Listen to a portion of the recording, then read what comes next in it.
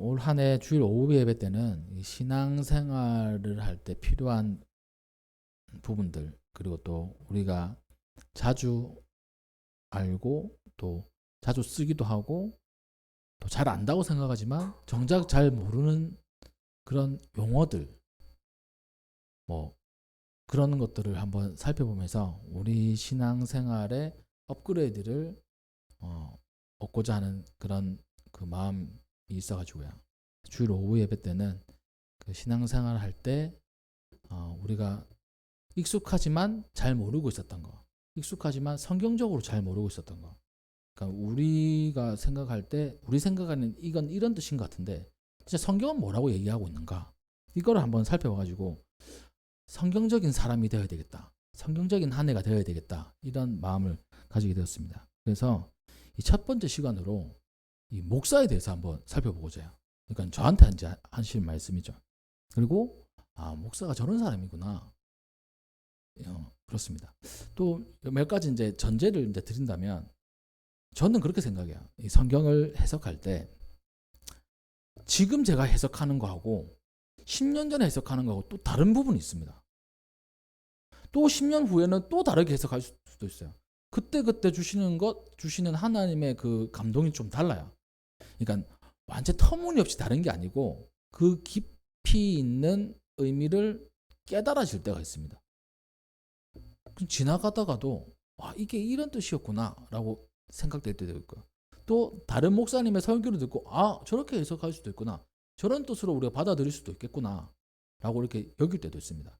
그래서 제가 지금 이 시기에 목회하고 또 성경적인 이론을 토대로 이렇게 목회를 할 때 이게 100% 맞지가 않아요.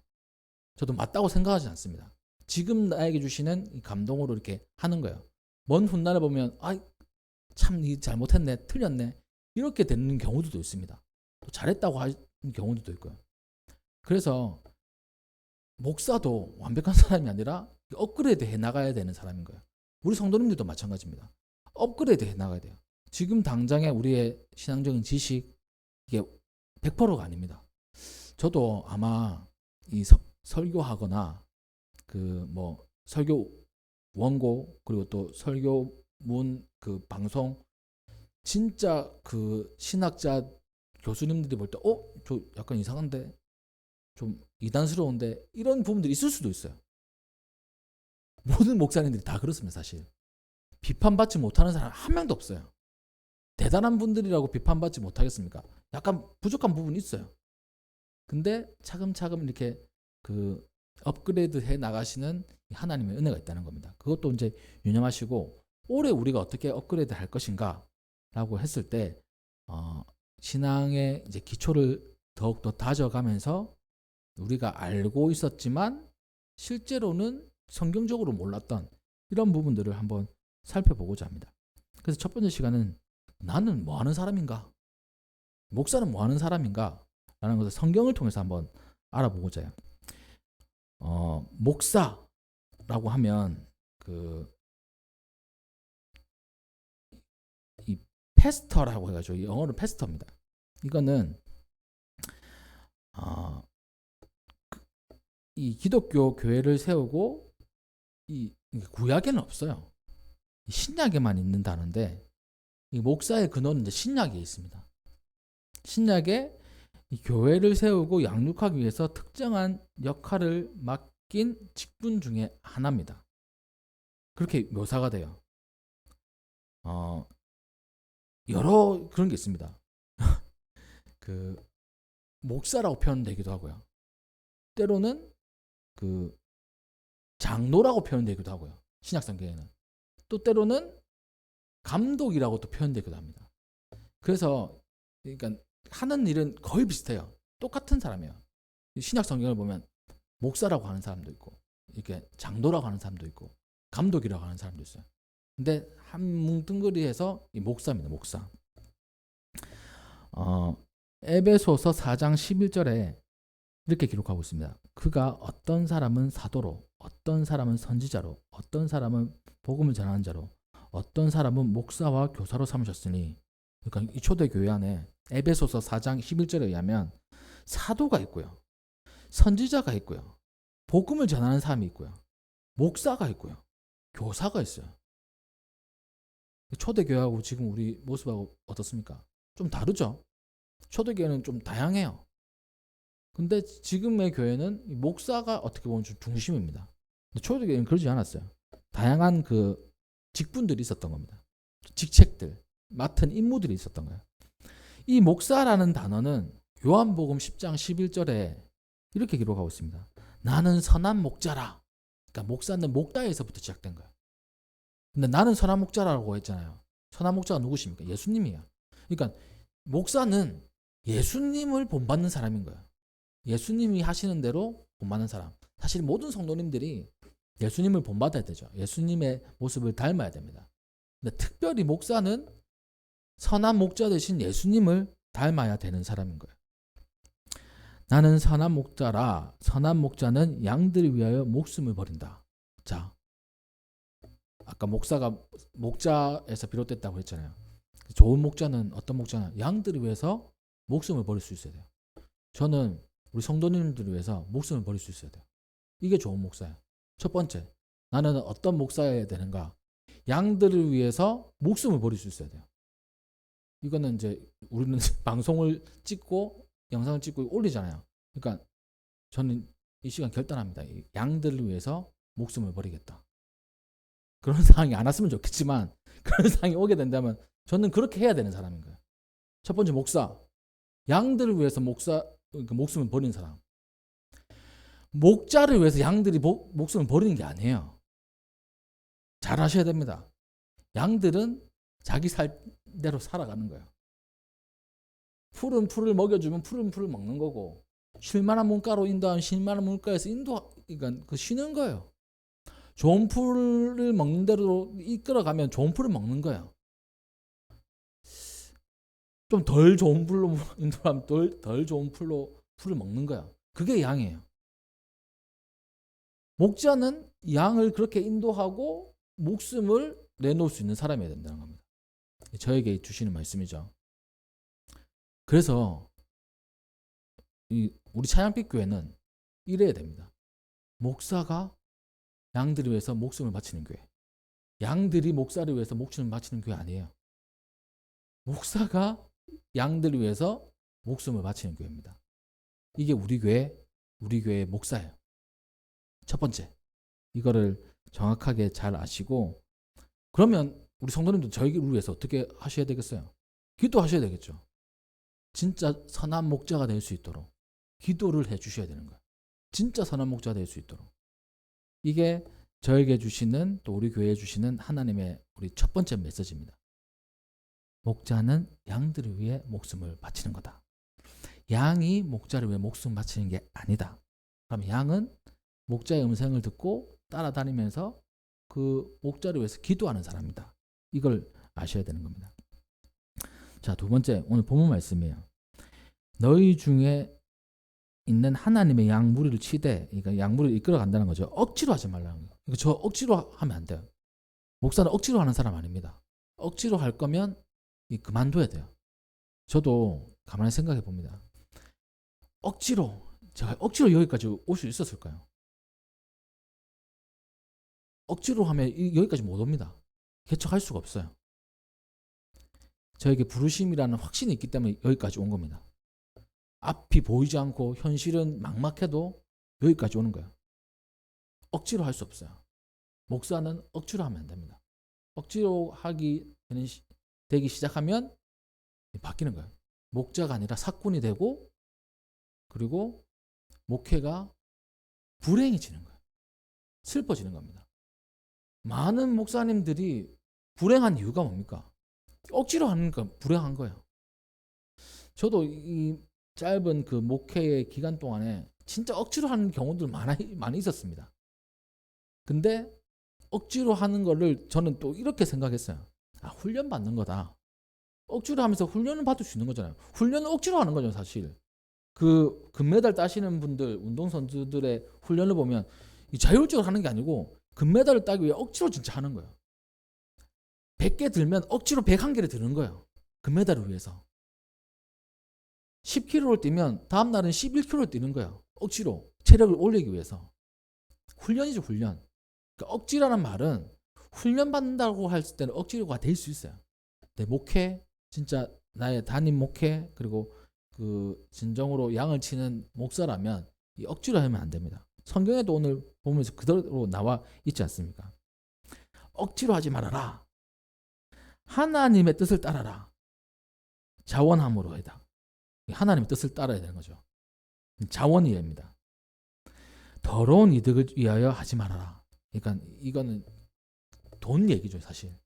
이 돈 얘기는 그러니까 그 목사 선배님들이 늘 얘기해요. 돈과 여자를 조심해라. 이렇게 늘 얘기하십니다. 실제인 것 같아요. 쓰러지는 목사님들 보면 돈과 여자 문제 말고는 없어요. 저에게도 주시는 말씀입니다. 돈, 사실 지금은 우리가 뭐 풍족한 상태가 아니니까 뭐 이게 돈 문제 이렇게 있죠. 그러니까 또 앞서 이따가도 설명드리겠지만 하여튼 이 돈과 이성 이런 부분들을 조심을 해야 된다는 겁니다. 더러운 이득을 위하여 하지 말아라. 이 돈 가지고 이 궁색하게 비겁하게 하면 안 돼요. 자기 이득을 취하려고 하면 안 됩니다. 이 두 가지 의미가 있어요.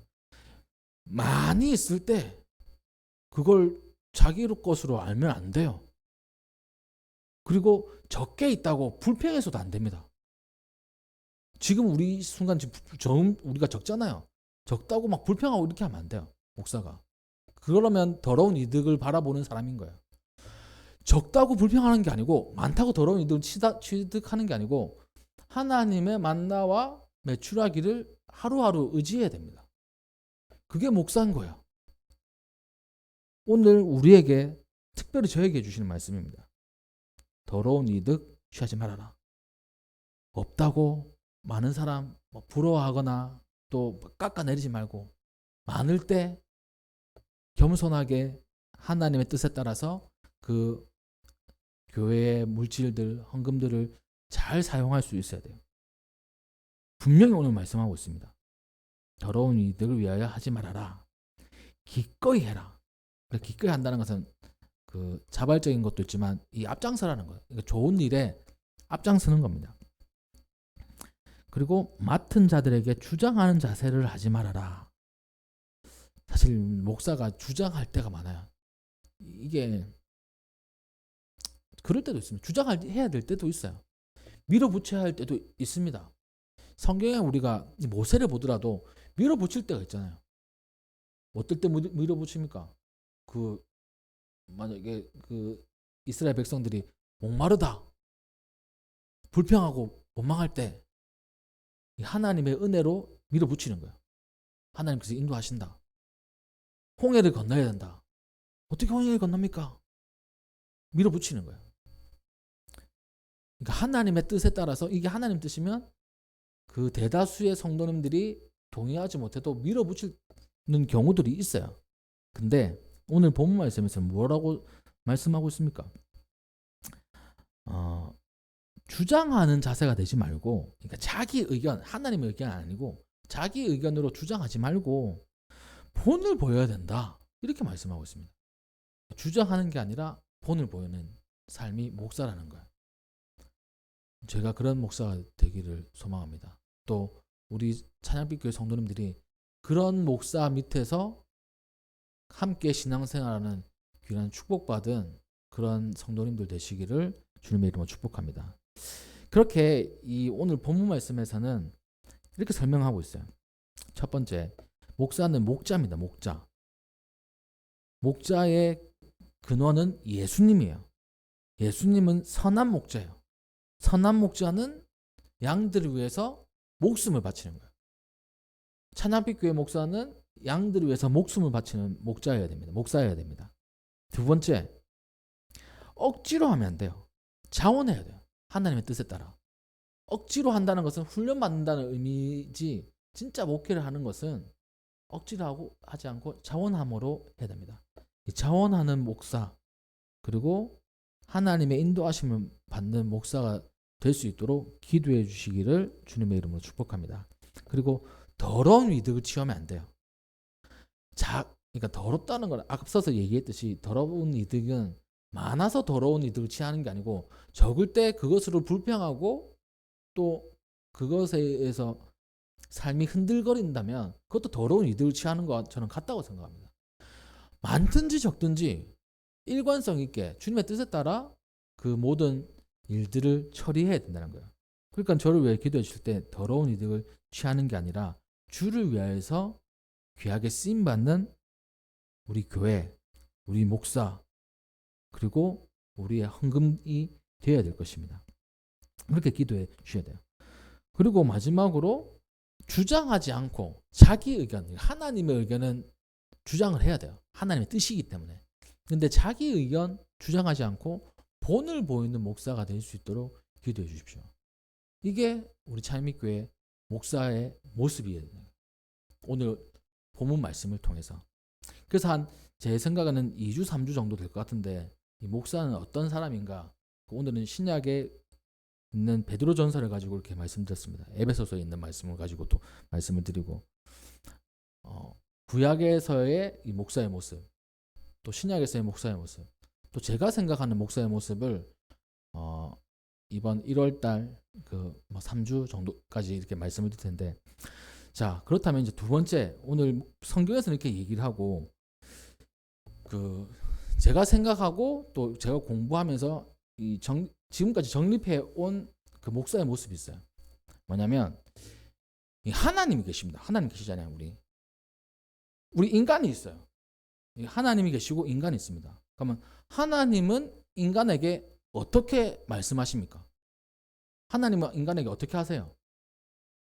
하나님이 인간에게 하시는 것을 성경에서는 은혜라고 얘기도 하고요. 또 좀 약간 어려운 말로는 계시라고도 얘기합니다.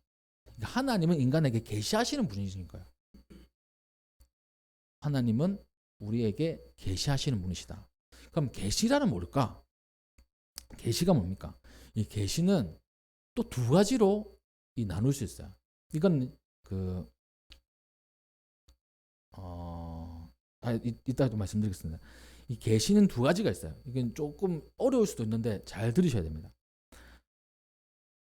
우리가 상대방하고도 얘기할 때 대화하는 방법이 직접적으로 대화할 때도 있고 간접적으로 대화할 때도 있어요. 그렇잖아요. 만약에 이제 저희 부모님이 저에게 뭘 얘기하고 싶다라고 했을 때 직접 전화해가지고 너 이렇게 해 이렇게 할 수도 있고, 우리 아내한테 전화해가지고 그 아들 그렇게 좀 하라고 좀 얘기 좀 해줘 이렇게 할 수도 있는 거잖아요. 직접 말할 수도 있고 간접적으로 얘기할 수 있습니다.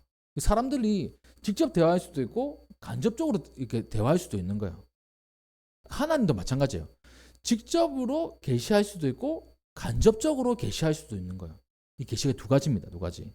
직접 계시는 하나님이 자기 뜻을 직접적으로 인간에게 나타내는 방식입니다. 중간에 매개가 없이 다이렉트로 이렇게 말씀하시는 거예요. 하나님과 1대1 만남.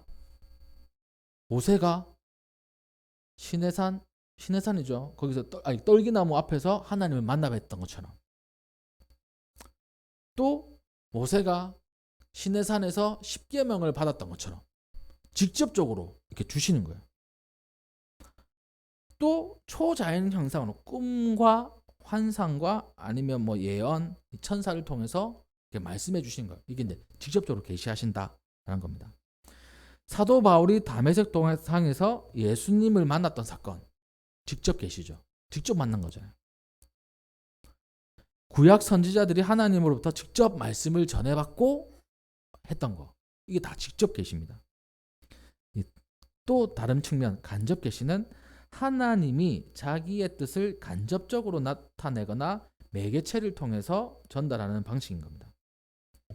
우리는 자연을 통해서 하나님의 그 계시를 받아요. 그렇지 않습니까? 지금 우리가 밖을 쳐다보면 겨울이라서 휑합니다. 아, 인생도 이렇구나. 참 파릇파릇한 봄이 엊그제 같은데 이제 그 죽어가는 겨울이구나. 자연을 통해서 하나님의 그 섭리를 깨닫잖아요. 또 역사를 통해서도 깨닫습니다. 역사, 그 아수르라는 나라, 그리고 바벨론이라는 나라, 로마라는 나라, 헬라 제국, 위대한 역사 속에 큰 나라들, 징기스칸, 몽골 대제국, 이 중국에 있는 그런 나라들, 역사 속에 영원할 것 같았지만 망했어요. 영원할 것 같았는데 망했던 거예요. 그리고 이 근대에서는 소련과 미국의 이 양강 체제였잖아요. 이 소련이 더 잘 나가는 줄 알았어요. 근데 어느 순간 소련 체제가 붕괴했어요. 아, 역사 속에서 하나님이 이렇게 영원한 절대적인 강자가 없구나. 지금 미국이 절대 강자지 않습니까? 이 미국도 영원하지 않아요. 그러니까 역사 속에서 하나님의 뜻을 간접적으로 우리가 볼 수 있는 겁니다. 또 간접적으로 누구의 말을 통해서 하나님의 뜻을 우리가 발견할 수 있어요. 또 우리 스스로는 우리에게 일어나는 이 여러 가지 일을 통해서, 문제를 통해서 하나님의 뜻을 간접적으로 계시받을 수 있는 겁니다. 저는 이제 저도 설교 중에도 몇 번 얘기했던 것 같은데 이런 버릇이 있어요. 가다가 우리가 뭐 문지방이나 뭐 튀어나왔는데 발을 꽁 치지 않습니까? 그러면 엄청 아파요. 한 1, 2분 정도는. 그렇지 않습니까? 깡지 마 이렇게 해요. 근데 그때 저는 버릇이 뭐냐면 내가 뭐 하나님 앞에 잘못한 거 있나? 이 생각을 해요. 그러면 100이면 100 있습니다. 아니 그거 치지 않아도 가만히 생각해보면 잘못한 게 더 많은데 그때는 진짜 뭐 없나? 이 생각을 해요. 또 우리 자녀들이 때로는 아프지 않습니까? 아프면 하나님 왜 자녀들 아프게 하는 걸 통해서 내가 뭐 하시고 싶은 말씀이 있나? 이런 생각을 하기도 해요. 많은 목사님들이 그런 생각을 합니다. 사실 자기를 치기보다 자녀를 이렇게 매를 드셔가지고 깨닫게 하시는 경우들이 있어요. 이거를 어떤 사람은 너무 신비주의라고 얘기할 수 있지만 저는 삶의 경험이 그렇습니다.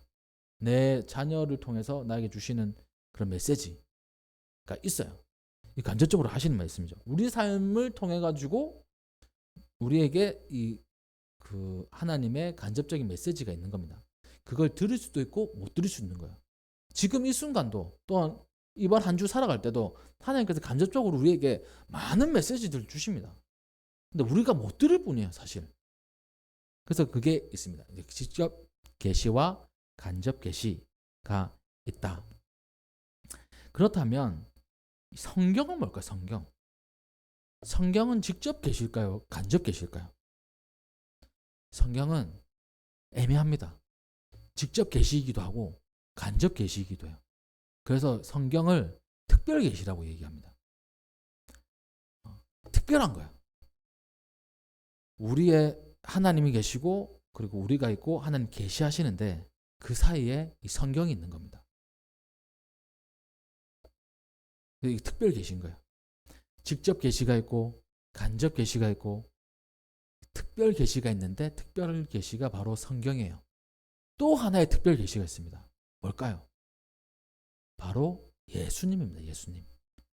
예수님을 통해서 하나님께서 우리에게 특별하게 계시를 해주신 거예요. 자, 이게 이제 하나님께서 인간에게 그 계시하는 방법들을 아주 좀 쉽게 이렇게 설명을 드렸어요. 그렇다면 목사는 어떤 사람일까? 목사는 딱 여기 하나님이 계시고 인간이 있고 계시하는데 목사는 어디에 있을까요? 목사는 바로 여기 있는 거예요. 하나님이 계시하는데 여기 사이에 목사가 있어가지고 목사를 통해서 이 성도님들에게 그 계시를 해석해 주는 겁니다. 하나님이 이런 거죠. 그러니까 예를 든 겁니다. 어떤 성도님이 이 얘기를 해요. 목사님에게 신방을 요청하고 상담을 합니다. 저희 그 집에 이런 일이 있습니다. 기도해 주세요. 이게 뭡니까? 이 기도도 하는 거지만 이게 왜 일어나는 일일까요? 이걸 이제 물어보는 그 궁금한 마음도 있잖아요. 되게 왠지 모를 때가 있습니다. 근데 성경은 이 두 가지예요. 그러니까 그것을 위해서 기도해주고 하나님의 영광을 드러내는 거. 이게 첫 번째고요. 두 번째는 뭔가를 고치기를 원하시는 하나님의 뜻. 되게 이 두 가지입니다. 그래서 그 두 가지를 위해서 설명을 해주는 거예요. 목사는 무엇을 가지고? 성경을 가지고. 그러니까 목사는 이런 사람인 거예요. 성도님들에게 주시는 간접적인 하나님의 계시를 성경을 가지고 해석해주고 기도해 주시는 분. 이게 이제 첫 번째 목사. 계시의 이 시간 속에 목사의 역할. 성도님들을 향해서 직접적으로 계시해 주시는 것은 굳이 목사가 필요 없어요. 그냥 다이렉트 받아가지고 하나님께서 이걸 원하시는구나. 내가 그렇게 살아야지. 이렇게 하면 되는 거고. 뭔가 몰라. 무슨 뜻인지. 그러면 이걸 가지고 목사가 필요한 거예요. 성경에서는 어떻게 해석하고 있는지. 또 성경을 통해서 어떠한 메시지를 자기에게 주실 건지. 그걸 하는 게 바로 목사인 겁니다. 이게 첫 번째. 두 번째는 뭐냐면 하나님께서 목사를 통해서 성도님들에게 하시고 싶은 말씀이 있어요.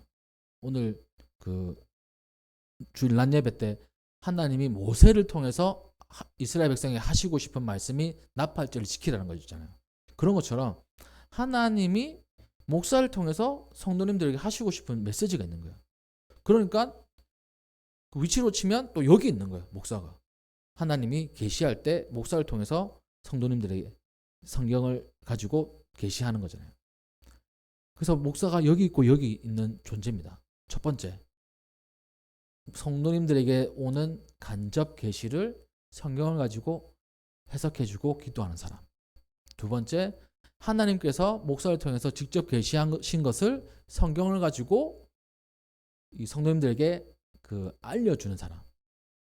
이게 이 계시라는 그 역사 속에 하나님께서 인간에게 주시는 그런 말씀 속에 목사의 위치인 거예요. 제가 이제 생각할 때 우리 성도님들의 삶에 뭐 문제들이 있잖아요. 또 이해 안 되는 거 있잖아요. 목사가 하는 일이 뭐냐면 그걸 성경적으로 해석해주고 그것을 위해서 기도해 주는 겁니다. 또 하나님께서 목사를 통해 가지고 하나님의 말씀을 선포할 때 내가 계시받은 그 말씀으로 성도님들에게 알아듣기 쉽게 성경을 기준으로 삼고 말씀을 전하는 사람인 거예요. 그게 목사인 거예요. 하나님의 계시는 진짜 어려울 수 있잖아요. 힘들 수 있잖아요. 그거를 이해하기 쉽고 동의하기 쉽게 잘 이렇게 포장을 해가지고 이렇게 알려줄 수 있는 게 바로 목사라는 겁니다. 그러니까 제가 해야 될 게 무엇이겠습니까? 성경을 잘 알고 또 삶을 잘 해석할 수 있는 영성도 있어야 되고요. 그러니까 영성을 위해서 기도해 주셔야 되겠죠. 두 번째는 하나님께서 주시는 계시를 성경을 통해서 설교하고 말씀을 전할 때 성도님들이 이해하기 쉬울 수 있도록 이 말하는 것도 잘해야 돼요. 사실 설교하는 것도 말씀을 전하는 것도 잘해야 됩니다. 아무리 좋은 메시지라도 하나님의 좋은 메시지라도 이 스피커가 안 좋으면 안 좋은 거야. 노래가 엄청 명곡이 있습니다. 근데 음량 시설이 엉망인 거예요. 그러면 그 명곡이 묻혀버립니다. 좋은 명곡이 있으면 스피커나 이런 음량 시설 잘 돼 있어가지고 엄청나게 그 소리나 이런 게 음질이 좋으면 사람들에게 감동을 주잖아요. 근데 스피커 질이 안 좋고 지직거리고 잡음이 있고 이렇게 하면 이 명곡이 귀에 안 들어와요. 그러니까 저에게 있어서 하나님의 입술을 대신하는 거지 않습니까? 제 입술에. 그러니까 그것을 위해서도 기도도 해주시고 저도 그걸 위해 노력도 많이 해야 돼요. 설교도 많이 들을 뿐만 아니라 그 설교를 잘 전할 수 있는 훈련도 해야 됩니다. 그래서 올해 참 여러 가지 준비도 많이 해야 되지만 그런 부분을 위해서도 제가 준비할 마음이 좀 있어요. 말씀을 잘 전하는 사람이 돼야 되겠다. 우선은 성경을 잘 알려드리는 게 목사가 기본적으로 해야 되는 일이잖아요. 그런 부분들을 이제 생각하며 오늘 말씀을 이렇게 정리를 하고자 합니다. 자, 오늘 말씀을 다시 한번 더 정리를 하면 오늘 본문 말씀 속에서 우리에게 주시는 목사, 또 나에게 주시는 목사의 의미, 목사는 선한 목자다. 선한 목자는 양을 위해서 목숨을 바친다. 그러므로 찬양빛 교회 목사는 양을 위해서 목숨을 바치는 사람이다. 이것이 첫 번째. 두 번째는 목사는 양무리를 치는데 억지로 하면 안 된다. 찬양빛 교회 목사는 억지로 하는 것이 없다. 억지로 하는 것이 있다면 그것은 훈련의 과정이다. 자원해야 된다. 그리고 찬양빛 교회 목사는 더러운 이득을 취하지 않는다. 없으면 없는 대로, 있으면 있는 대로 하나님의 뜻에 따라서 정말 정직하고 바르게 모든 것을 처리하는 사람이 찬양빛 교회 목사가 되어야 된다. 그리고 마지막 세 번째, 주장하는 자세가 아니라 본이 되는 목사가 되어야 된다. 자, 본이 되는 목사가 될 수 있도록 저도 노력하고, 그리고 또 우리 성도님들도 많이 기도해 주시기 바랍니다. 또 한 가지 마지막으로는 이 계시하시는 하나님 그 은혜 속에 목사는 성경을 가지고 성도님들에게 계시를 풀어주고 또 함께 기도해 주는 사람인 거야. 계시하시는 하나님 그 간접적인 그 계시를 성경을 가지고 해석해 주고 기도해 주는 사람. 또 하나님의 직접 계시를 받고 성도님들에게 잘 풀어서 성경을 중심으로 그 말씀을 전하는 사람이 바로 목사라는 겁니다. 그래서 이 사실을 좀 기억하시고 이 바른 목사가 될 수 있도록 성도님들이 많이 기도해 주시며 우리 찬양빛 교회가 그러한 정말 든든히 그 지도자가 잘 세워지고 또 성도님들이 함께 신앙생활 열심히 나갈 때 이 부흥의 역사가 곧 일어나기를 주님의 이름으로 축복합니다. 네, 기도하겠습니다.